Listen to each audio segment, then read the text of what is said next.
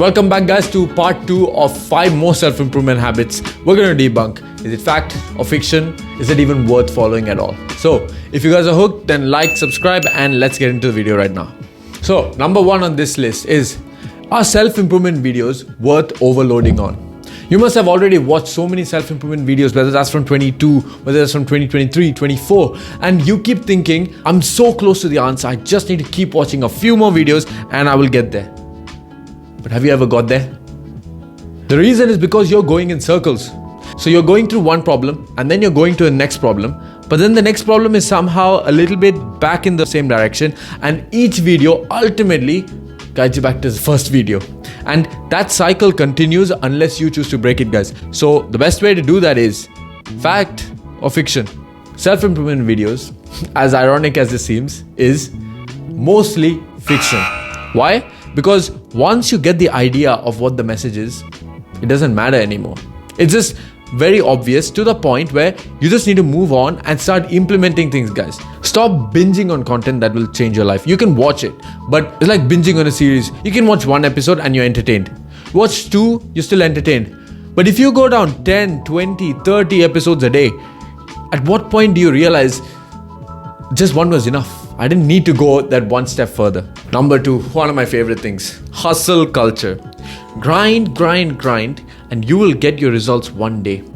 Do not quit, guys. You're very close to it. You keep going.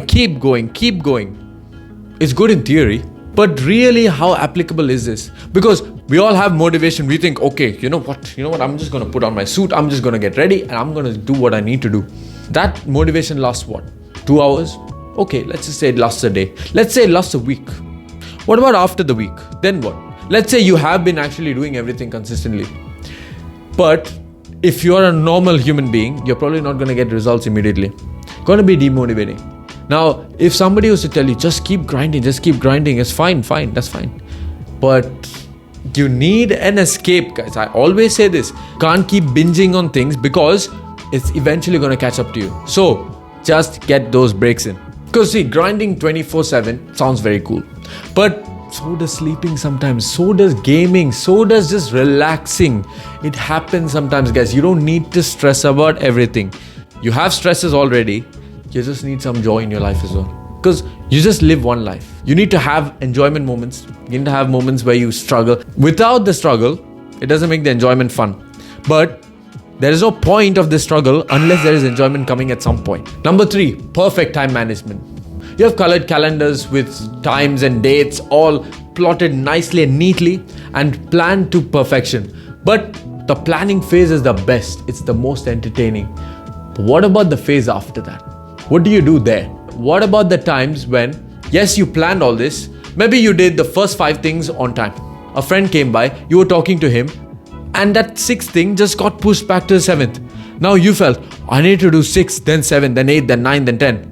So now it gets pushed one after the other, then the other, then the other. And now you just lost track of everything. So you just stop doing it immediately. So fact or fiction? Well, perfect time management is a fiction. That's never happening, guys. But what you can do is, you have something, just get on with it. If you have tasks planned, you don't need to be like, oh, I wanted to do 5, then 6, then 7. No, if you miss out on 6, then just go on to 8 if 8 is what you need to do. If you missed out on 7, 8, 9, then go to 10. That's it. Just keep doing things. Doing things is the most important thing, guys. It's not about the order. It's not about what gets done. Quality and value over quantity, always. Number 4, journaling. Is this fact or is it fiction? Everybody talks about how journaling is going to make you feel better. It's going to make you feel nice. In my experience, I've done this for nearly a year. Journaling does help a lot, but sometimes, when you write down your traumas, sometimes people think it makes you feel nice. Sometimes it makes you feel happy. Sometimes it can make you feel worse. That is something that people don't talk about. Because when you write down a problem that you have, right, you are pretty much reliving that experience in your head. If this was so bad to the point where you do not want to discuss this ever again, but you say, I'm journaling, so I have to write down my problems. I have to write down everything I have. Then you go back to that problem and you are recounting and reliving that experience, which you do not maybe want to do. But regardless, you have to relive that because why? You made a commitment to yourself, I will write everything down. So that can really mess you up as well. So keep in mind, guys, you don't always need to journal. You don't need to do it unless you really want to. Number 5, overloading on goals and tasks.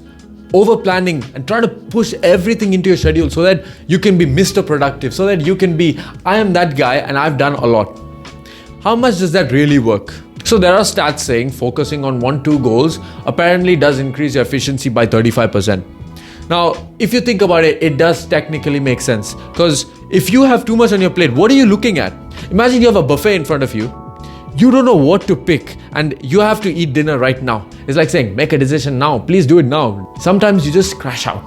So don't be the guy who crashes out because you have too many things. Do not be the kid on Halloween who crashes out with candy. If you have too much on your plate, you're gonna crash out. So overloading on goals, trying to be extra productive, mastering productivity, is that a fact or is that fiction? It's a big fiction, guys. That's all it is. So what is these last 2 videos taught you about self-improvement? A lot of it is really just fluff. It's just about selling your dreams just so that you can be sold, essentially, like a product. So some things are very relevant, some things are just overblown. Maybe you don't need to really consider that as much. So just keep that in mind, guys. The next time you see a self-improvement guru saying, I've found this new hack and this is going to change your thinking about blah, blah, blah, blah, blah. Sometimes it works. Sometimes it's just fluff to get something from you. So if you guys enjoyed this one, then go ahead and check out the video on the right. So smash subscribe, slap a like on, and always remember, never stop dreaming. See you all.